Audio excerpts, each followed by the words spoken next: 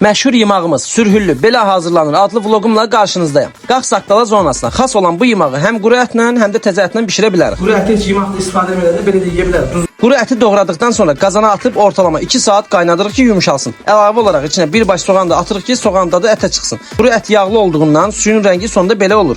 Davamında 10 stəkan una, 2 stəkan su və 1 çay qaşığı duz əlavə edib xəmiri yoğururuq. Sürhüllünün hazır olmasını bacıoğlu Raul'la beraber pişiklərimiz də həvəslə gözləyirdi. Ortalama 15 dəqiqə xəmiri dincaltdıqdan sonra xəmiri yayıb nazik uzun hissələrə ayırırıq. Sonrasında üzərinə unu bol səpirik ki, taxtaya yapışmasın. Davamında ilana oxşayan formada yumrulaşdırıb, axırda da xırda-xırda kəsirik. Ən əsas məsələ də burada başlayır. Hamuru hələ qoyursan, qaymağını da qoyub, çəkirsən. Sürhüllünü çəkmək qıraqdan asan görünsə də çətindir. Çəkib qutarandan sonra da sinirlərə yığırıq. Qazan qaynayan kimi də xəmirləri qazana tökürük və 15-20 dəqiqə ərzində qazanda üzə çıxana kimi saxlayıb stola çəkirik. Pambıq kimi.